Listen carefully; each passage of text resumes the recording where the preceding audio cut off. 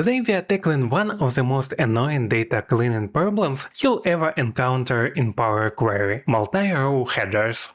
But instead of fixing them manually every single time, we are going to build something much better – a reusable custom function. Just build it once and then use forever. Now watch this. I apply a custom function, I tell it how many header rows exist, click OK, and done. The headers are fixed instantly. And tomorrow, when I get another workbook, different data, same problem, I just use the same exact function. No code editing, no rebuilding steps, just drop the table into the machine and let it work. For humans, multi-row headers make perfect sense. Visually it's clear, but Power Query doesn't see visual structure, it sees data, and data needs one row of column names. When Power Query imports this layout, it doesn't understand the hierarchy. Instead you get column 1, column 2, column 3, plus a bunch of null values, and filtering becomes awkward, as well as unpivoting and analysis. Before creating the custom function, I'll show you a simple query that does all the stuff. Let's open it up and see exactly what happens at each stage. We start with this line. We are taking only the first 3 rows, because those rows contain our headers. The function we will use here is table first n. Next we use table transpose. Why transpose? It's because merged headers create horizontal gaps, and Power Query isn't great at filling values horizontally, but it is great at filling values vertically. So instead of fighting the problem, we rotate it. Rows become columns, and suddenly the problem becomes much easier to solve. Now we need to fill all the values down, using table fillDown function. But I don't really want to hardcode the column names, so I will use table column names to make it more dynamic.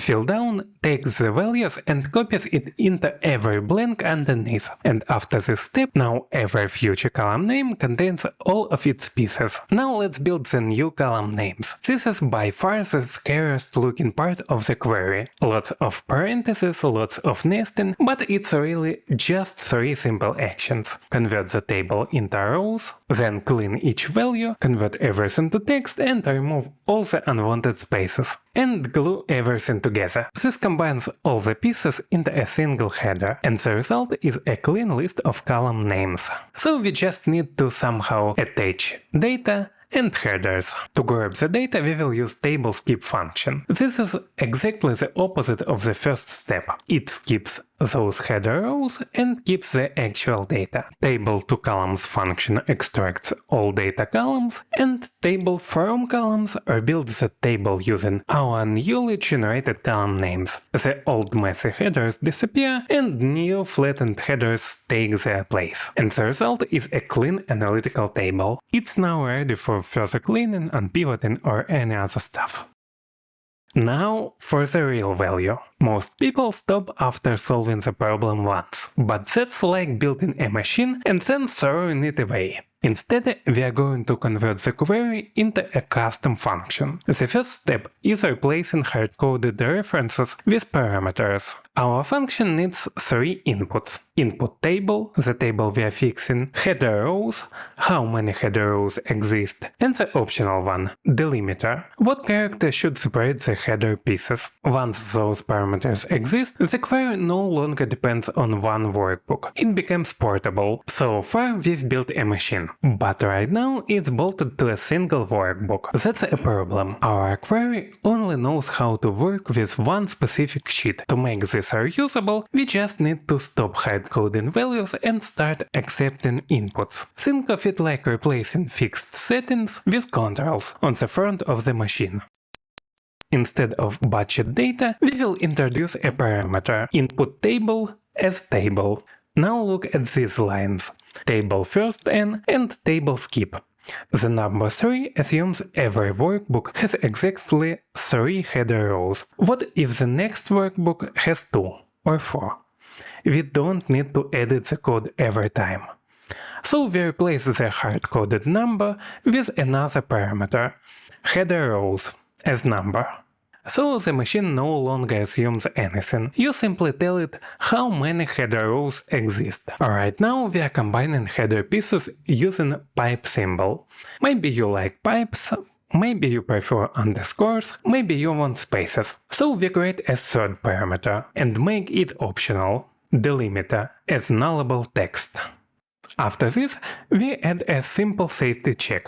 If delimiter is null, then use pipe symbol, for example, else use the defined delimiter. Now the machine has a default setting, but you can override it whenever you want.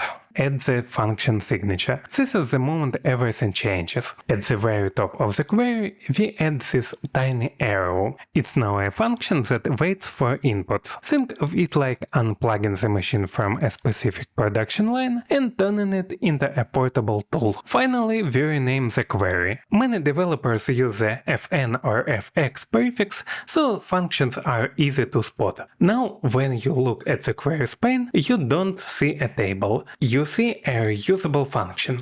This is where the payoff happens.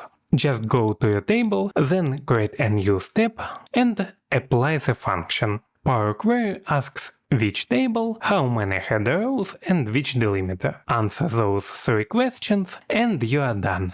The neat part is that the same machine can now process 10 workbooks or 1000, and you can easily copy the solution into any other workbook or share it with your team. And that's the big difference. You now move from I can write a query to I can create a reusable Power Query tool. That's a much bigger skill jump. So keep on learning, see ya!